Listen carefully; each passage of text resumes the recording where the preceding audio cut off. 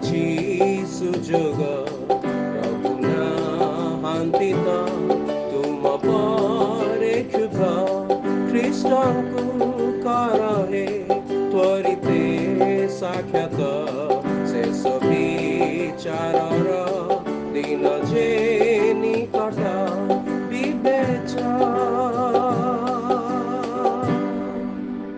প্রিয় শ্ରୋତା ବନ୍ଧୁ ପ୍ରଭୁ ଯୀଶୁ ଖ୍ରୀଷ୍ଟଙ୍କ ଗୌରବମୟ ନାମରେ ଆପଣଙ୍କୁ ଶୁଭେଚ୍ଛା। ପବିତ୍ର ବାଇବଲର ମାଥ୍ୟୁ ଲିଖିତ ସୁସମାଚାର 9 ଅଧ୍ୟାୟର 22 ପଦରେ ଆମମାନେ ଏହିପରି ପାଠ କରୁ।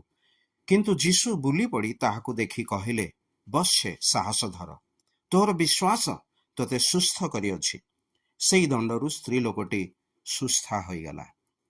12 ବର୍ଷ ପର୍ଯ୍ୟନ୍ତ ପ୍ରଦର ରୋଗଗ୍ରସ୍ତ ଜଣେ ସ୍ତ୍ରୀ ଲୋକ, ଯିଏକି ଅନେକ ବୈଦ୍ୟଙ୍କ ଦ୍ୱାରା ବହୁ କ୍ଲେଶ ଭୋଗ କରି ସର୍ବସ୍ୱ ବ୍ୟୟ କରିଥିଲେ ହେଁ କିଛି ମାତ୍ର ଉପକାର ନ ପାଇ ବରଂ ଅଧିକ ପୀଡ଼ିତ ହୋଇଥିଲା।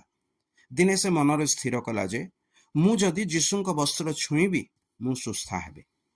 ଅନେକ ସଂଖ୍ୟକ ଲୋକଙ୍କ ସହିତ ଦିନେ ଯେତେବେଳେ ଯୀଶୁ ସେହି ପଥରେ ଯାଉଥିଲେ, ସେହି ସ୍ତ୍ରୀ ଲୋକ ପଛଆଡ଼ୁ ଆସି ତାଙ୍କ ବସ୍ତ୍ରର ଝୁମ୍ପା ଛୁଇଁଲା, ଆଉ ସେ ସମ୍ପୂର୍ଣ୍ଣ ରୂପେ ସୁସ୍ଥ ହେଲା। ପ୍ରଭୁ ଯୀଶୁ ସେହି ସ୍ତ୍ରୀ ଲୋକକୁ କହିଲେ, ଝିଅ, ସାହସ ଧର, ତୋର ବିଶ୍ୱାସ ତୋତେ ସୁସ୍ଥ କରିଅଛି। ରୋଗ, ପୀଡ଼ା କିମ୍ବା ମାନସିକ ଯନ୍ତ୍ରଣା ସବୁକିଛି ମନୁଷ୍ୟର ପାପର ପରିଣାମ ଅଟେ। ପାପ ଏହିପରି ଏକ ଭୟାନକ ରୋଗ ଯାହାଠାରୁ ସୁସ୍ଥତା ସମସ୍ତଙ୍କ ନିମନ୍ତେ ଅତ୍ୟନ୍ତ ଆବଶ୍ୟକ ଅଟେ।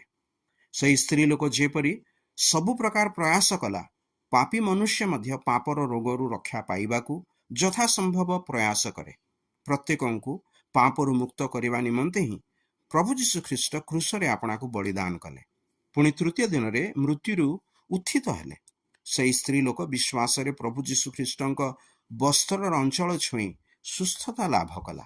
ତଦନୁରୂପେ ପ୍ରତ୍ୟେକ ମନୁଷ୍ୟ ପ୍ରଭୁ ଯୀଶୁ ଖ୍ରୀଷ୍ଟଙ୍କ ମୃତ୍ୟୁ ଓ ବଳିଦାନରେ ବିଶ୍ୱାସ କରି ପାପ କ୍ଷମା ପାଇପାରେ, ପରିତ୍ରାଣ ପାଇପାରେ। ଆପଣ ମଧ୍ୟ ଯେପରି ତଦନୁରୂପ କରିବେ, ଏଥିପାଇଁ ଈଶ୍ୱରଙ୍କ ନିକଟରେ ଆପଣଙ୍କ ପାଇଁ ଆମର ଏହି ପ୍ରାର୍ଥନା।